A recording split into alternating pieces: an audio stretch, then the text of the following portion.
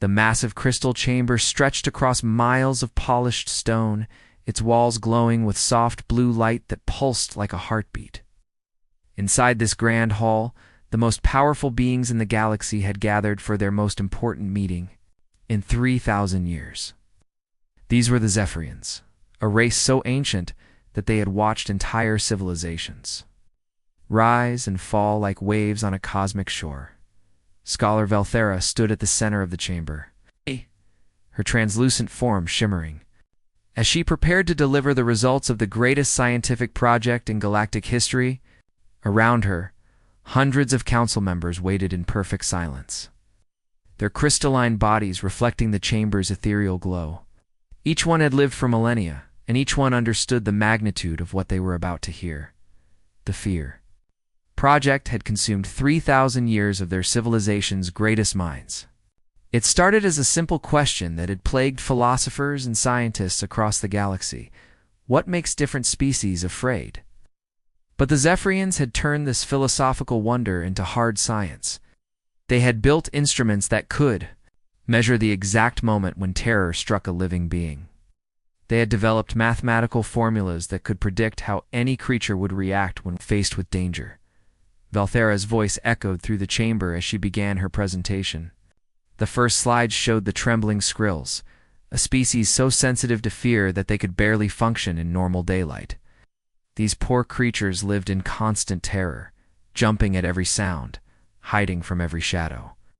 Their entire society had built underground cities just to escape the horror of open spaces. Even the slightest change in light could send entire populations into panic that lasted for days. On the opposite end of the spectrum were the Valorians, beings made of living stone who had conquered almost every fear imaginable. These massive creatures could watch their planets explode without showing more than mild concern. They had evolved past most emotions, becoming perfect logic machines that calculated survival odds instead of feeling terror. Only the complete destruction of their species could make them feel anything close to what other beings called fear. Between these extremes lay 845 other species, each one carefully studied, measured, and catalogued. Zephyrians had created the most comprehensive database of fear in the universe. They knew exactly how much terror each species could handle before breaking. They understood which types of threats would make different aliens flee and which would make them fight. Council members felt deep satisfaction as they reviewed the data. They had solved one of the universe's greatest mysteries. Fear was no longer a chaotic force that struck randomly. It was a measurable, predictable phenomenon that followed clear scientific laws. Every species in the galaxy now had a fear rating, from the most cowardly to the most fearless. This knowledge gave them incredible power. It could predict how any species would react in a crisis. It could design perfect diplomatic strategies based on each race's terror threshold. They could even engineer scenarios to control other civilizations by manipulating their fears. The Zephyrians believed they had mastered the universe's most primal emotion, had no idea they were about to meet a species that would shatter every assumption they had ever made about fear. The alert chimed softly through the Zephyrian monitoring station, a sound so routine that most technicians barely looked up from their work. Deep space sensors had been sweeping the galaxy for centuries, automatically flagging any signs of intelligent life. Most alerts turned out to be false readings or primitive civilizations that wouldn't develop space travel for another 1,000 years. But this signal was different. The energy signatures came from a small blue and green planet orbiting a young yellow star in what the Zephyrians called the Orion Arm. The planet itself looked unremarkable at first glance, covered mostly in water.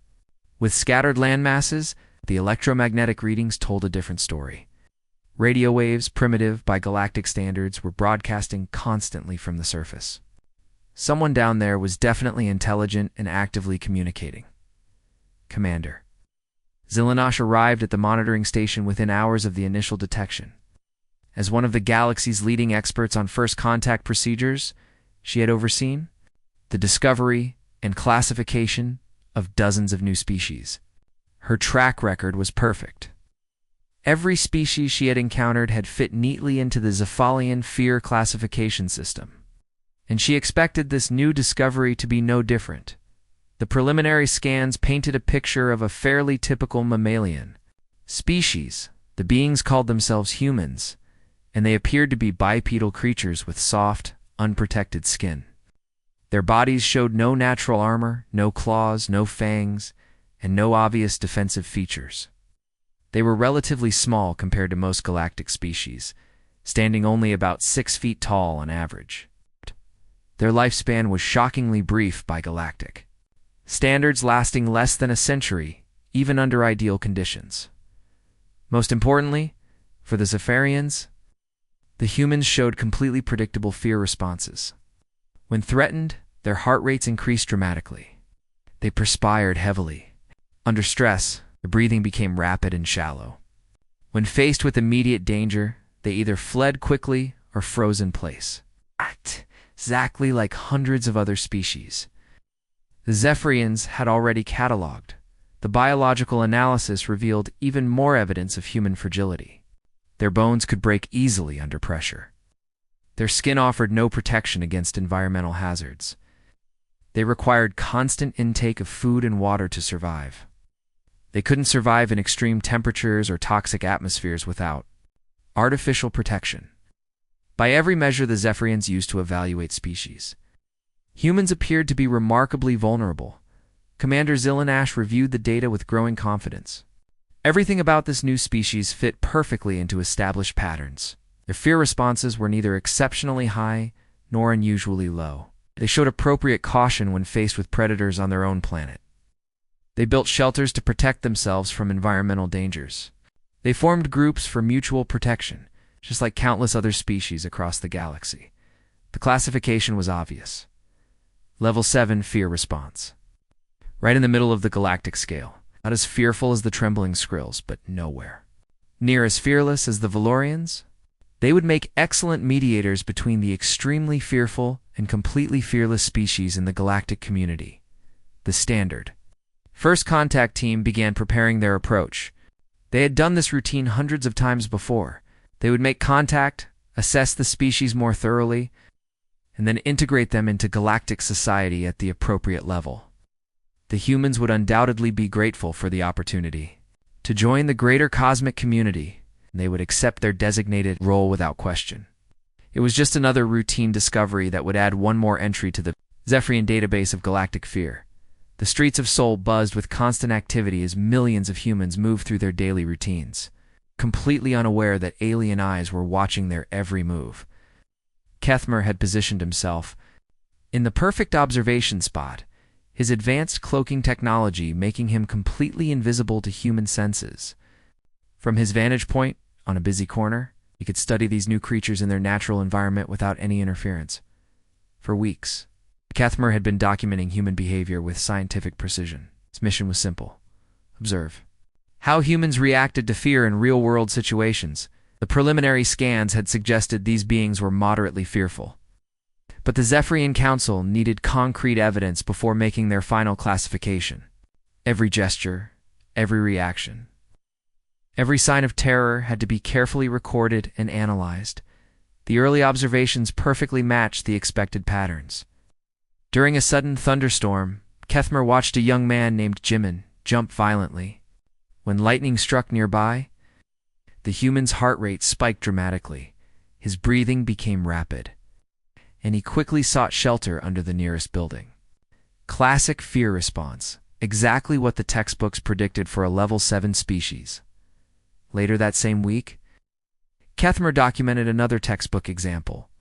A woman named Nari was walking through a park when an aggressive dog broke free from its leash and charged toward her. Her reaction was immediate and predictable. She screamed, turned, and ran as fast as her legs could carry her. The dog's owner eventually caught up and restrained the animal, but Nari continued shaking for several minutes. Afterward, another perfect example of standard mammalian fear response. These observations filled Kethmer with confidence.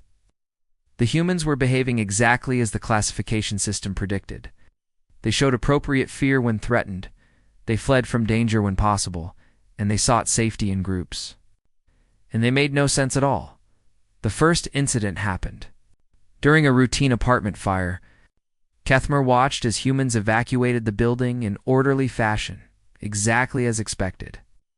But then something unprecedented occurred. A man named Taiho, who had already reached safety, suddenly turned around and ran back into the burning building. Kethmer's instruments detected that Taiho's fear levels were actually higher than those of the people fleeing. Yet he was moving toward the danger instead of away from it. Minutes later, Taiho emerged carrying an elderly woman who had been trapped. On the third floor, the second anomaly happened near the Han River. A child had fallen into the swift current and was being swept away by the turbulent water.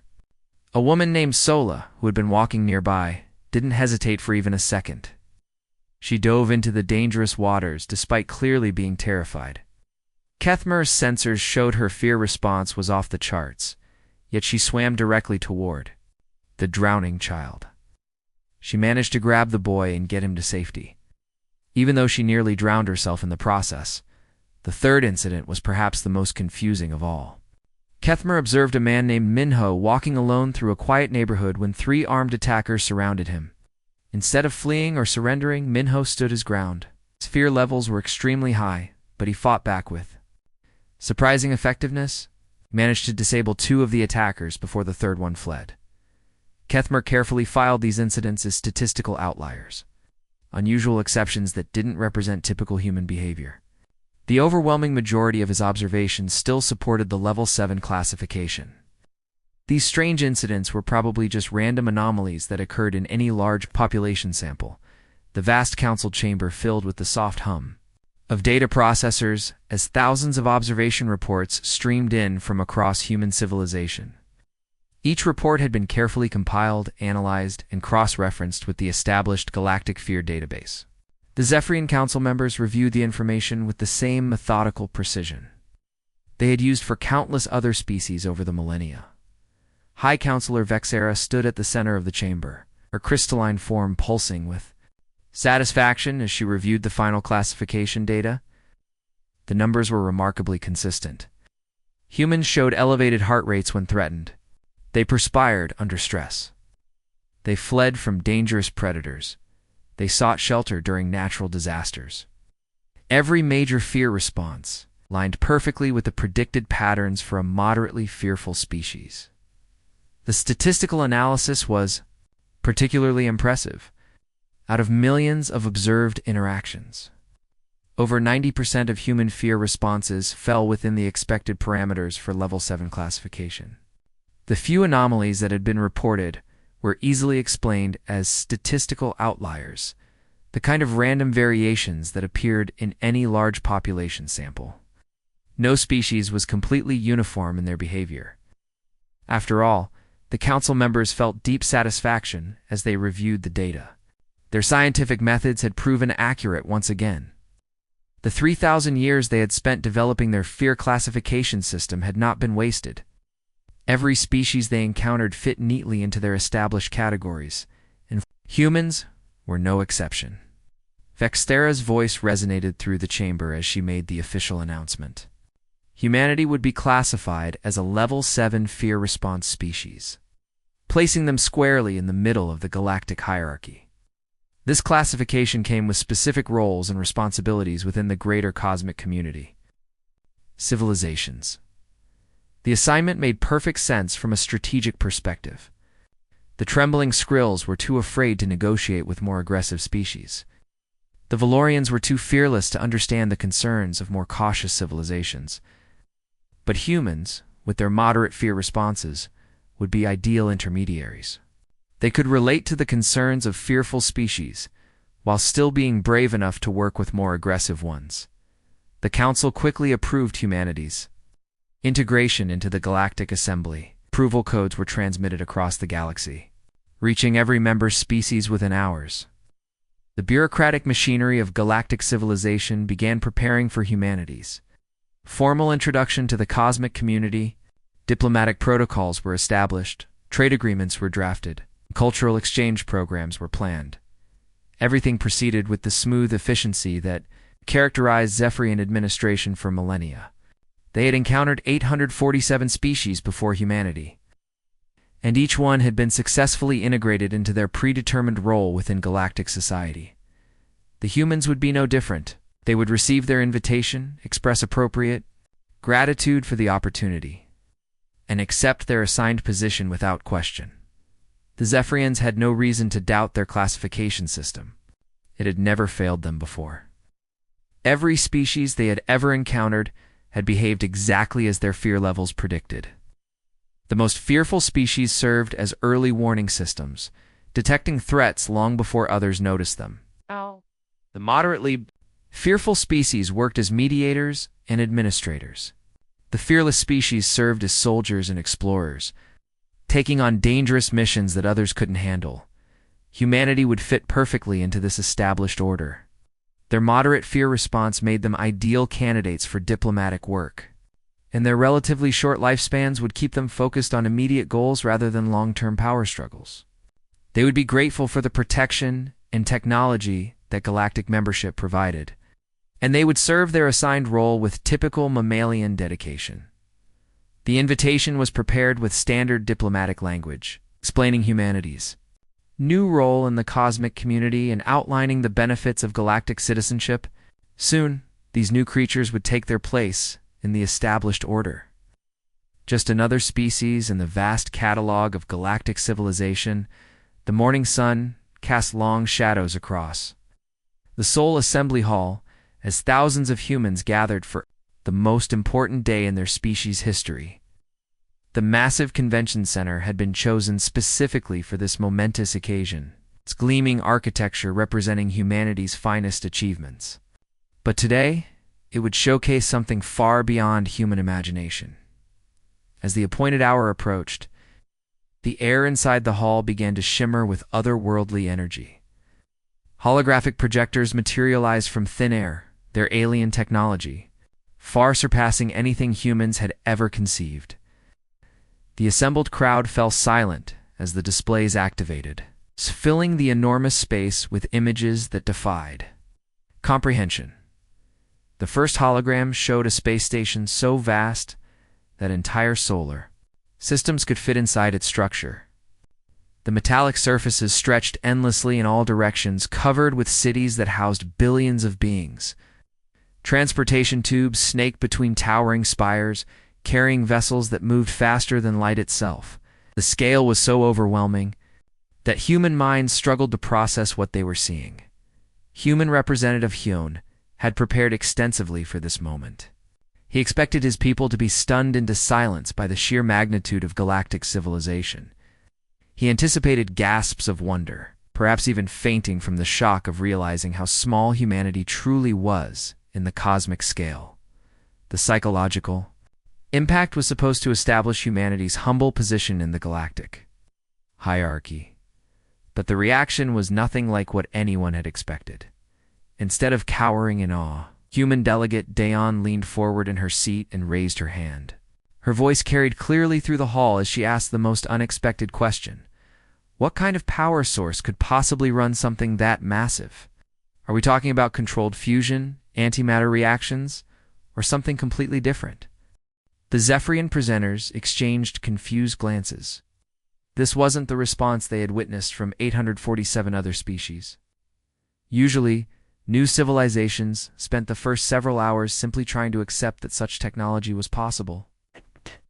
Human was immediately jumping to technical specifications.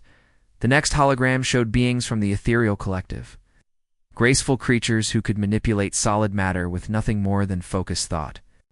Mountains moved at their command, metals flowed like water, and entire landscapes reshaped themselves according to their will. It was perhaps the most impressive display of power in the known. Galaxy human scientist Ji-Wan stood up before the demonstration. Had even finished? Her eyes were bright with excitement rather than fear as she called out, "Can we examine the neural pathways involved in that matter manipulation? Is it quantum entanglement, electromagnetic field manipulation, or some form of consciousness-matter interaction we haven't discovered yet?" The Zephyrians felt something they hadn't experienced in millennia. Genuine confusion. These humans weren't asking for protection or expressing gratitude for being included in galactic society. They were treating the most advanced technologies, In the universe like fascinating puzzles to be solved, the final display showed the galaxy's most devastating weapons. Planet crackers that could split worlds in half with a single shot. The hologram demonstrated one of these weapons in action, showing a rocky planet dissolving into cosmic dust within seconds. The display was designed to establish the serious consequences of challenging galactic authority. Human military officer. Kyung stepped forward, his expression thoughtful rather than terrified. Are those weapons available for defensive purposes? For joining this galactic community? We'll need to understand the threat levels we might face and the defensive capabilities at our disposal. The Zephyrian presenters realized with growing alarm that their carefully planned intimidation display had completely backfired. Instead of establishing human submission, they had somehow triggered intense curiosity about the galaxy's most dangerous technologies. These creatures weren't asking how to serve the galactic community. They were asking how to master it. Something was very wrong with their assessment of human psychology. The piercing wail of emergency sirens cut through the Soul Assembly Hall. Like a blade through silk, the sound was unlike anything humans had ever heard before. A haunting combination of frequencies that seemed designed to trigger pure terror in every living being. The massive holographic displays that had been showcasing galactic wonders suddenly flickered and died, replaced by urgent red warning symbols that pulsed with increasing intensity. Across the galaxy, similar alarms were screaming on every inhabited world, every space station, every outpost where intelligent life had made its home. The sound carried a message that every species in the galactic community understood with bone-deep horror. The devourer swarms had returned. For 3,000 years, the devourers had been imprisoned in a dimensional pocket created by the combined efforts of every major galactic civilization. These creatures were not just predators, they were the stuff of nightmares made real. They consumed entire worlds, leaving nothing but empty space where thriving civilizations had once existed. They were the reason that species across the galaxy had learned to fear. The ultimate terror that had shaped the evolution of every intelligent race. The response was immediate and predictable. Throughout the assembly hall, alien representatives began their species emergency protocols with practiced efficiency. The trembling Skrills were already fleeing toward the exits, their naturally fearful nature making them the first to recognize the true magnitude of the threat. Their high-pitched screams echoed through the hall as they trampled over each other in their desperate rush to escape. The Valorians, despite their reputation for fearlessness, began their own tactical withdrawal.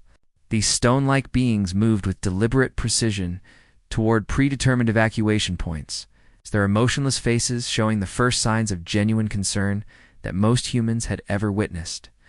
If the Valorians were retreating, the situation was truly beyond hope. Species after species followed the same pattern. The ethereal collective phased out of physical reality entirely, retreating to higher dimensions where they might be safe. The crystalline confederacy began transmitting their consciousness patterns to distant backup locations. The mechanical synthesis shut down all non-essential functions and prepared for emergency hibernation.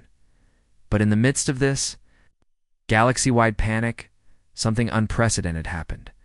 The human delegates remained exactly where they were, sitting calmly in their seats as chaos erupted around them. While representatives from 847 other species fled in terror, the humans seemed almost ... interested. Human delegate Sunho turned to the nearest Zephyrian official, his voice cutting through the alarm sirens with remarkable clarity.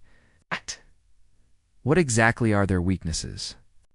Every species has vulnerabilities, even apex predators. What works against them? His companion Yaren leaned forward with the same unsettling calm. How do we fight them? Tactic. What weapons are effective? What tactics have worked in the past? Questions hit High Counselor Vexera like physical blows. In 3 millennia of galactic leadership, she had never encountered a species that responded to news of the Devourers with curiosity rather than terror. Even the Valorians, the most fearless race in known space, had immediately begun defensive preparations. But these humans were asking about offense. The realization crept through. Vexthera's consciousness like ice water through her crystalline form. Every assumption, every classification, every carefully measured fear response they had documented about humanity was wrong, catastrophically wrong. While the most advanced civilizations in the galaxy were preparing to run and hide, these supposedly moderate level 7 fear response creatures were asking how to hunt the hunters. They weren't displaying the appropriate terror that had kept galactic civilizations safe for millennia. Instead, they were showing something that no species had ever exhibited when faced with the devourer threat. They were showing interest in going to war. The humans weren't afraid of the devourers. They were curious about them. That curiosity, Vexthera realized with growing horror. This might be the most terrifying thing she'd ever witnessed, the communication networks across the galaxy blazed with activity as reports streamed in from every corner of civilized space. What had started as isolated incidents quickly revealed itself as a pattern so disturbing that even the most experienced Zephyrian analysts struggled to process the information. Each new report seemed to contradict everything they thought they knew about fear, survival, and rational behavior. On the industrial world of Kepler-4 to be, human soldier Dong-Yun had done something that defied every military doctrine in galactic history. When devourer forces landed on the planet's surface, every other species had immediately begun evacuation procedures. But Dong-Yun gathered a small group of human volunteers and led them in a direct assault against creatures that had terrorized the galaxy for millennia. The most shocking part wasn't just that they attacked, but how they did it. Security footage showed Dong-Yun charging toward the devourers while singing what appeared to be ancient human battle songs. His voice carried across the battlefield as he and his team advanced, their weapons firing in perfect synchronization with the rhythm of their war chants. The Zephyrian observers couldn't understand how singing could possibly help in combat. But somehow these humans were not only surviving their encounters with the devourers, they were winning. From the research station on Proxima Centauri came an even more disturbing report. Human scientist Hannah had volunteered for the most dangerous assignment in galactic history, studying living devourers in controlled laboratory conditions. Previous attempts by other species had resulted in 100% fatality rates, with researchers being consumed before they could gather any useful data. But Hannah had not only survived her first encounter, she had requested additional specimens for extended observation, the research footage showed. Hannah working mere inches away from a contained devourer, her hands steady as she collected tissue samples and recorded behavioral patterns. Her biometric readings showed she was absolutely terrified, with heart rates and stress hormones at levels that should have caused complete paralysis. But instead of fleeing, she used her fear as fuel for unprecedented scientific discovery. Was learning things about devourers that no other species had ever managed to document. Perhaps, most shocking of all, were the reports from occupied territories. On worlds where devourer forces had established control, every other species had either fled or submitted to their new reality. But human civilian COEC had organized something that hadn't been seen in galactic active resistance movements within occupied zones, using nothing but primitive weapons and guerrilla tactics. Canda's volunteers were conducting sabotage operations against devourer installations. They moved through occupied cities like ghosts, striking at supply lines and communication networks before disappearing back into the civilian population. The devourers, who had never encountered organized resistance from their prey, were struggling to adapt to this new form of warfare. The Zephyrian Council received these reports with growing alarm. Each new incident revealed the same impossible pattern. Humans were transforming their fear into something else entirely. They weren't overcoming their terror or learning to suppress it. Instead, they were using it as a weapon. High Counselor Vexthera stood before the emergency assembly, her crystalline form flickering with unstable energy as she processed the implications. For 3,000 years, their civilization had operated under the assumption that fear was a limiting force that made species predictable and controllable. But humans had proven that assumption catastrophically wrong. Fear didn't make humans run away. It made them run toward danger. Terror didn't paralyze them. It energized them. Horror didn't break their will. It strengthened their resolve. Zephyrians had encountered a species that had weaponized the galaxy's most primal emotion. The entire foundation of galactic psychology was crumbling. If humans could transform fear into power, what other assumptions about intelligent behavior were wrong? The Zephyrians realized they hadn't just misclassified one species. They had fundamentally misunderstood the nature of consciousness itself.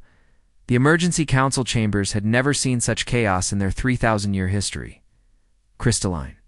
Beings who had maintained perfect composure through the rise and fall of entire civilizations now flickered with unstable energy as report after impossible report streamed across their consciousness. The holographic displays showed tactical maps that made no sense, battle footage that defied physics, and victory announcements from sectors that should have been completely overrun. The Devourer. Swarms had been the galaxy's ultimate nightmare, for good reason. These creatures had consumed entire star systems, leaving nothing but empty void where thriving civilizations had once existed. They moved like living darkness through space, their very presence causing matter to decay and energy to drain away. No species had ever successfully fought them in direct combat. The best any civilization had ever managed was temporary containment or strategic retreat. But the humans were doing something that the Zephyrians had thought impossible. They weren't just surviving encounters with the Devourers, they were systematically destroying them. The tactical reports showed human forces advancing through sectors that other species had abandoned as hopeless. More disturbing still, they were winning using strategies that violated every principle of galactic warfare. Commander Jaeon had become a legend among the human forces, but his methods terrified every other species in the galaxy. Its traditional military doctrine dictated that forces should maintain maximum distance from Devourer swarms while using long-range weapons to slowly whittle down their numbers. But Jaeon led his troops in close-quarters combat, using the Devourer's own terrifying presence as a psychological weapon against them. The battle footage showed Jaeon's forces charging directly into Devourer formations while screaming at the top of their lungs. The sound seemed to confuse the creatures who had never encountered prey that made noise while approaching death. His soldiers fought with a ferocity that grew stronger the more afraid they became, turning terror into tactical advantage, where other species would break under the psychological pressure. Humans seemed to thrive on it. Engineer Mingi had achieved something even more unprecedented, while other species had spent millennia trying to understand Devourer technology well.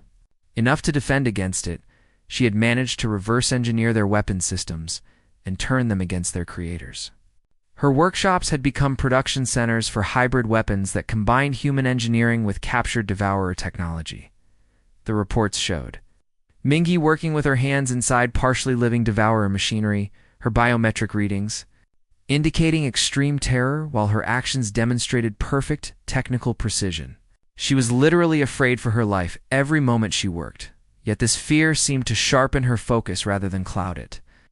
Her modifications to Devourer weapons had given human forces the firepower to match creatures that had previously been invincible. Perhaps most disturbing was the strategic brilliance of Wusung, who had developed tactics that used fear itself as a battlefield weapon. His psychological warfare campaigns had achieved something no other species had ever managed. They had made the Devourers afraid. His forces would broadcast recordings of human battle songs into space, creating an atmosphere of dread that disrupted Devourer coordination.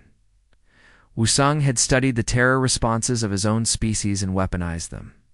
He knew exactly how to make humans afraid enough to fight with maximum effectiveness without crossing the line into panic. His troops performed better under extreme stress than other species performed under ideal conditions. He had turned fear from a weakness into humanity's greatest strength. The council members watched these reports with growing horror. The humans hadn't just misunderstood their classification system, they had shattered it completely. These creatures didn't fit into any category of fear response because they had evolved beyond the normal relationship between terror and survival. Hi, Counselor Vexera finally spoke the question that every council member was thinking. What exactly have we invited into our galaxy? The answer was becoming terrifyingly clear. They had invited apex predators who disguised themselves as prey, the silence in the Galactic Assembly.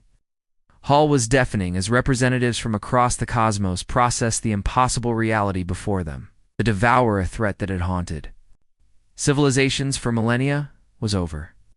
Not contained, not temporarily defeated, but completely eliminated. The creatures that had consumed entire star systems had been hunted too. Extinction by a species that the galaxy had classified as moderately fearful just months earlier. The aftermath of the devourer. War had left the galactic community in shambles, but not from destruction. The damage was psychological. Every assumption about fear, survival, and power that had guided galactic civilization for 3,000 years had been proven catastrophically wrong. The Zephyrian fear classification system, once considered the pinnacle of scientific achievement, now lay in ruins like a broken monument to their arrogance. Emergency protocols had been implemented across every member world. The careful hierarchies that had maintained galactic order for millennia were being frantically rewritten. Species that had held positions of power based on their fearlessness now found themselves relegated to secondary roles.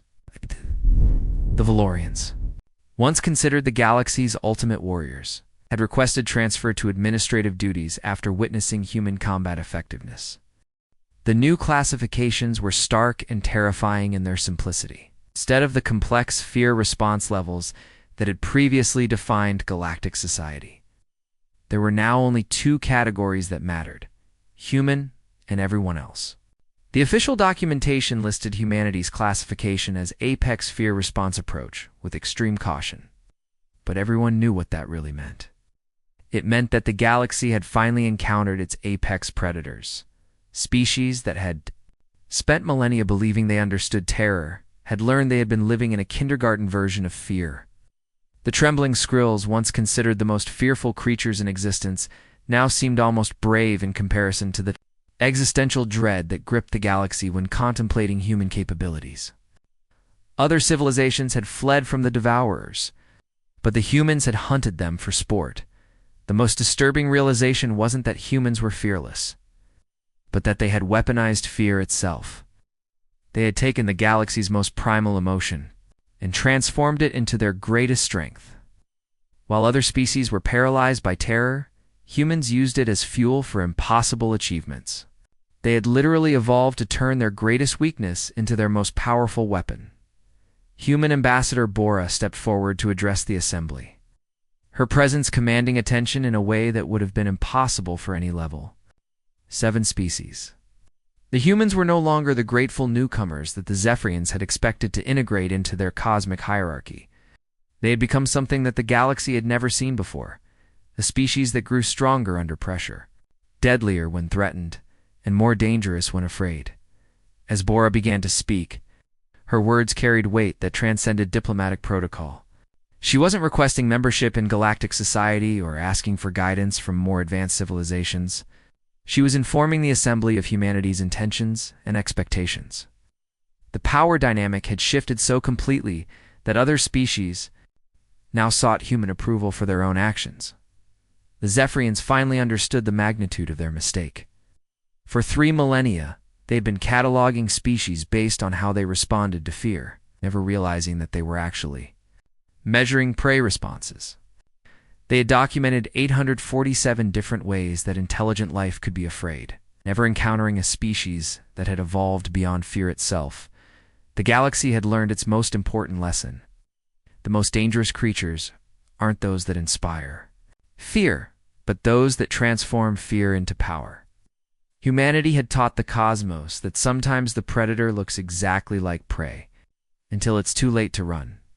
The age of Zephyrian dominance was over. The age of humanity had begun.